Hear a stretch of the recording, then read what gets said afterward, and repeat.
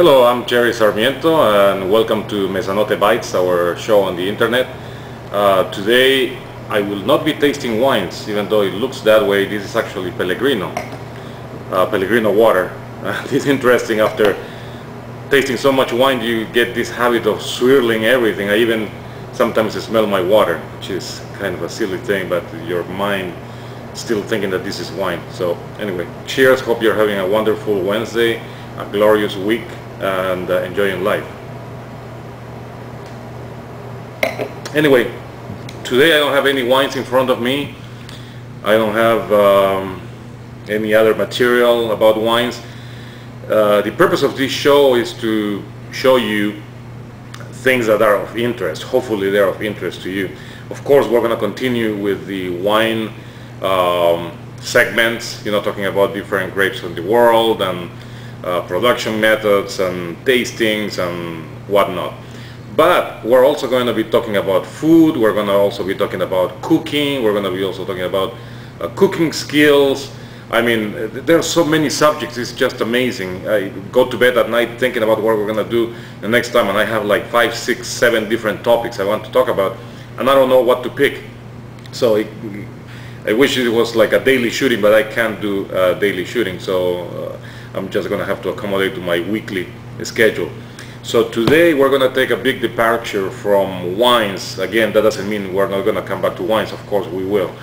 But today I want to talk about how our kitchen, our restaurant, front of the house restaurant and the kitchen works. So for that we're going to take a tour of the restaurant and the kitchen. Most of you have not been in a professional kitchen, so this probably will be a first time for you. Of course, I have to say that this is a small restaurant. We sit about 80 to 90 people. 90 is really packed when we consider, seating everybody at the bar, everybody here at the actual bar. And it is an adequate size. We love it. It's very intimate. It's close and cozy.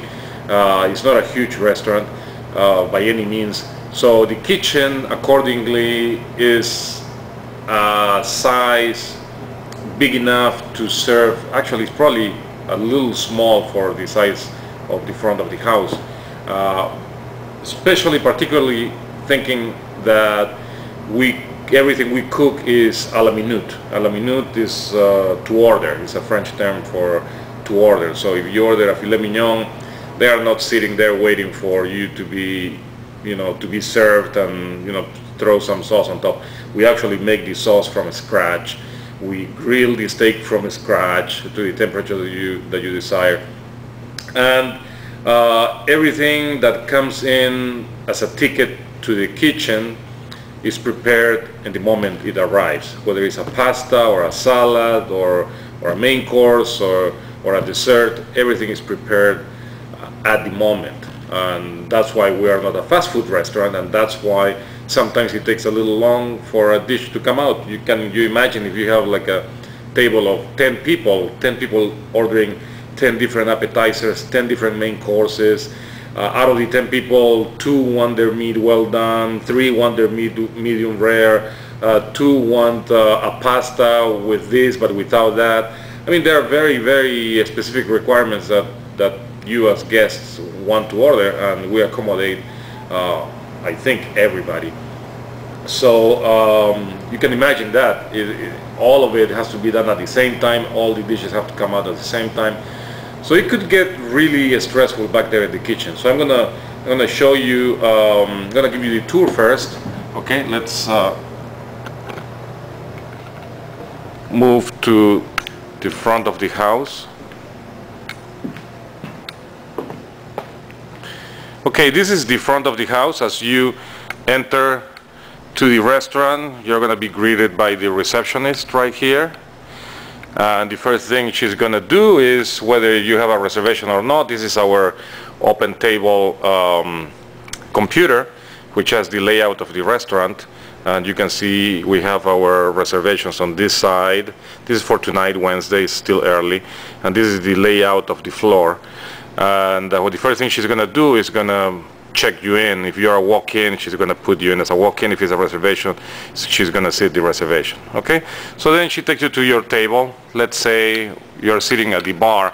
Every table at the restaurant has a number, so that everybody in the kitchen and in the front knows what we're talking about. This happens to be table 33, which is the last table in the bar section, up in the bar.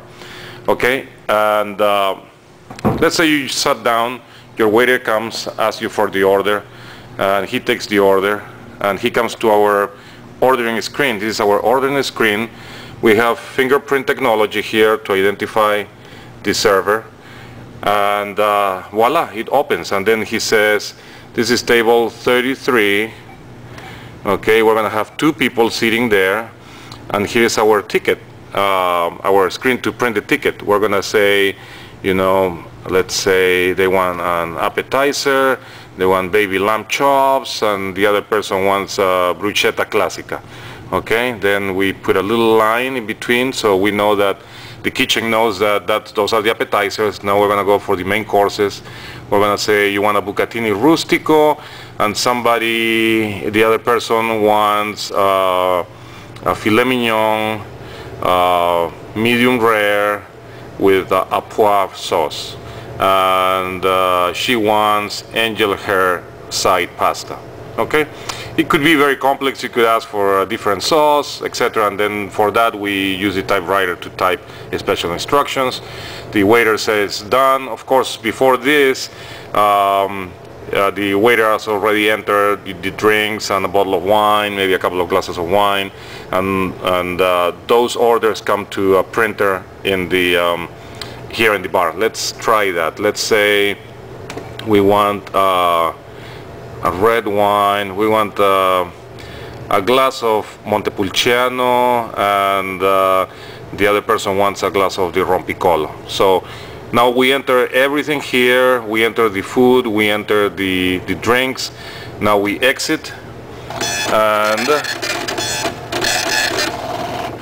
this is the ticket for the bar, and the bar has your bar order, which is a little bit hard to read here, but it says a glass of Montepulciano and a glass of Rompicolo. Okay, so the bartender takes this, and they go ahead and they prepare, serve your wine. The kitchen has a similar process. Let's go back to the kitchen, and let me show you also our staging area, which a lot of people have seen. This part here, which is where we keep our pitchers, our empty pitchers, and cooling buckets and spare plates and things like that. Here's another entry terminal. Here's our coffee machine. That's our famous cappuccino machine. That's a bread warmer. Here's our staging area. Here's where the waiters assemble all their orders. Here are some clean glasses, a little bit more of plates, olive oil, and on. So here we're entering the kitchen. This is our ice maker, which is full of ice, of course. And we're gonna move on. This is our line.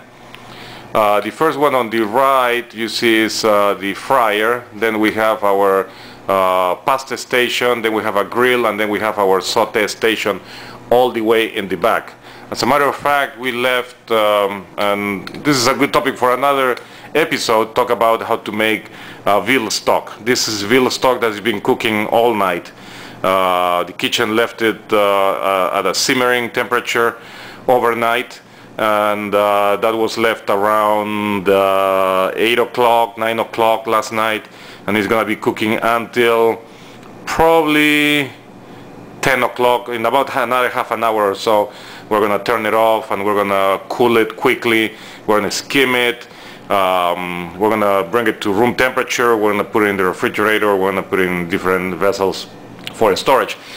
This quantity lasts us for about 2-3 days during the week, and Friday and a Saturday. We use a lot of veal stock. We use the same process to make chicken stock, but with chicken bones, of course, and fish stock. So we do the same process for all of those. We keep all of those stored, and it lasts us only a few days. So you can imagine we're making this constantly.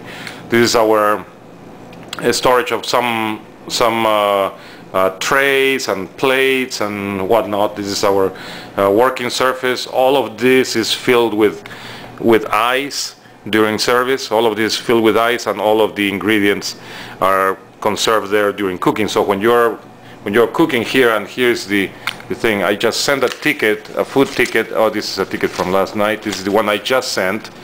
It comes here and it says the order. It says baby lamb chops, bruschetta classica, bucatini rustico, filetto medium rare, a poivre with angel hair side. So the cook puts the yellow one on that side, and they queued this one. They queued this one for production right on the line. Okay, so this whole line is filled with tickets. During a busy night, there are tickets all over here, and they only have to turn around. They're right here. They're cooking. They have their pans, or they're putting their grilled items on the grill. They turn around. They read the ticket, and again, there are going to be a bunch of tickets here, and I'm going to show you that in a minute. And they have to figure out how to make sense out of all of this mess, and it becomes a big mess because you have like 8-10 different dishes being prepared at the same time, and everybody has to keep you know, in their mind exactly where they are in the cooking process, because the order has to come out at the same time. Okay, everything has to come out at the same time. So here we go. This is our refrigerators, our walk-in refrigerators. Let's see if we can see in here. This is a storage for all our cold stuff. This is our freezer. Here we're freezing, of course, ice cream and a number of different items that we keep in the freezer. Okay, that was the freezer. And then inside the walk-in refrigerator we have another smaller refrigerator. It's where we keep a number of other things too, like our creams, butters, some meats, some seafood, even beer, pellegrinos, cheeses. This is our little cart with all our prepped items that we're going to use during service. And again, this is the rest of our refrigerator. Here we have our veggie section. We have herbs, we have juices, milk, I mean, you name it. Everything that needs to be stored in cold temperature is here. And coming out of the refrigerator, here is our washing station. This is our 3-sink compartment. Sorry, our 3-compartment sink, where the dishwasher stands, and here is the dishwashing machine. Here are all the chemicals for the dishwashing machine. The dishwashing machine operation is fairly simple. In this case, we have a tray of glasses that need to be washed. They all put inside the washing machine, and it's closed, and then they press the button and it starts. And here comes out the clean part of the dishes and the pots and pans, and then they have to dry them and put them in their proper storage place. Those are our knives. And here is the other side of the line. Remember, I showed you before the main side where you have the fryer station, the pasta station, the grill, the saute station. And here is what we call the window. And here's where all our tickets, remember the ticket I gave you before of that order, that was a yellow copy, we put it here for control, and here we fill also with tickets. And on a busy night, all of this is full, and not only the people in the back need to keep track of where their food is, but the people in the front also. The expediter has to figure out where all the dishes, and then we call from here, we call the runner. The runner is the fellow that comes with a tray, picks up the dishes, assembles the order, says this is for table 33, and runs out with the order to serve at the table. So this is basically the process. Okay, this side, this whole area here is our cold station. This is where we put together our desserts and our salads, and of course over there is where they do all the main cooking, and here is the expediting station. Okay, We have a small refrigerator here for quick things, and that's about it. We walk into, this is our office storage area. We have a little bit of wines in here, a little bit of wines in there, a computer. We have a dry storage in here. This is where we keep some of our dry stuff. So anyway, that was a quick tour of the kitchen, and we're gonna go back outside again. This is the route that the runner takes when he's carrying his tray out full of food for table 33. So that's where we're gonna go now. After the kitchen has cooked everything, they throw the ticket away, and voila, here you go, there's the food for table 33.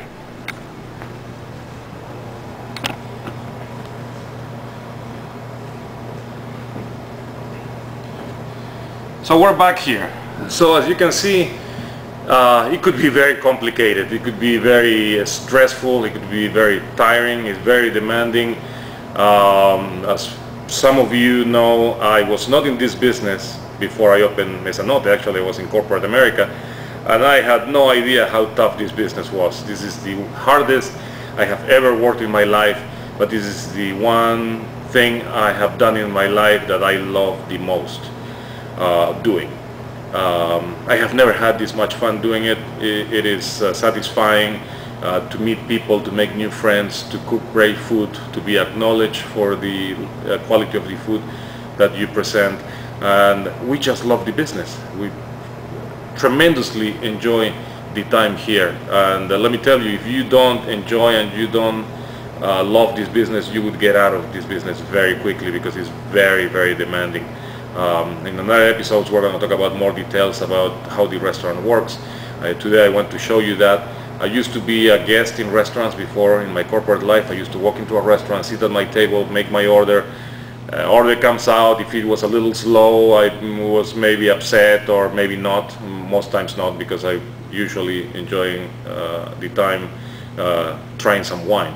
But anyway, I never had the idea of what was going on out back in the kitchen. And you know, we have a small team here. We have 2 people on the line, 1 person doing the cold station, the salads and appetizers, desserts, and we have a dishwasher, and we have 1 expediter, and we have 1 runner that comes in and out moving dishes. So as you can imagine, if we have a full restaurant with 80 to 90 people ordering different things, with different temperatures of steaks, with different side orders, with different timings, and all of the tickets are hanging on that piece of metal that is on the line side and on the other side of the cooking line. You can imagine that could get very, very, very stressful. And you know, I used to cook there full time in the saute station for about a year and a half or so, and believe me, I'm too old for this. Okay, and I remember seeing an episode of Anthony Bourdain on TV, and I'm gonna send you the link for that, because it's really, really tremendous piece of film, in which he goes back to cooking at age 50 something, and he says, I'm too old for this. He used to be in his restaurant cooking full time for a long time, and then he retired. He makes TV shows and travels the world, and does a tremendous job at writing books and cookbooks and videos and all of that. And then he decided to try cooking in the kitchen for the show, and he said, I'm too old for this. And I understand it very, very well. You have to have a very quick mind to keep track of everything that's going on. You have to be physically fit to be able to move quickly and to prepare the dishes, have 6, 7, 8 dishes cooking at the same time for different tables, and knowing what's going on next to you with the guy that's making the pastas, with the person that is doing the other side dishes. I mean, you can imagine that. So I'm very, very grateful that a lot of our guests here at the restaurant, like you, are patient with us. We don't take shortcuts. We don't cook quick things. We don't do anything pre-made. We don't microwave things. We do everything a la minute, and it takes time, it takes a skill, it takes endurance, and thank you very much for your patience. And with that, I'm gonna show you a little clip of the kitchen in action, and so you have an idea. That was a Wednesday night, and it was not that busy, but it gave me enough time to get off the line and film a couple of pieces of action in the kitchen. So I hope you enjoy that. And with that, I leave you today. Have a great day, have a tremendous week, enjoy life, enjoy food, have great wines, enjoy company, your friends, your family. Cheers from Mesanote. Until the next time. Bye.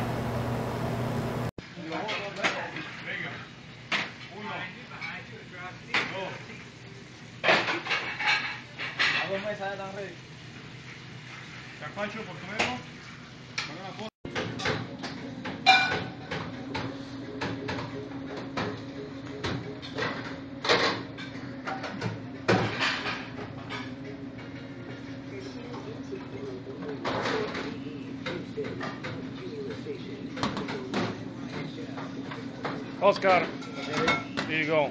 Mira, 33.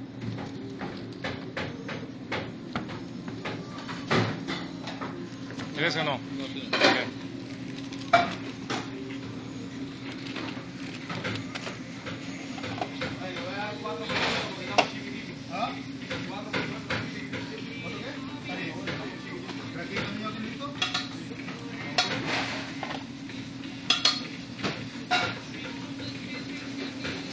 To go.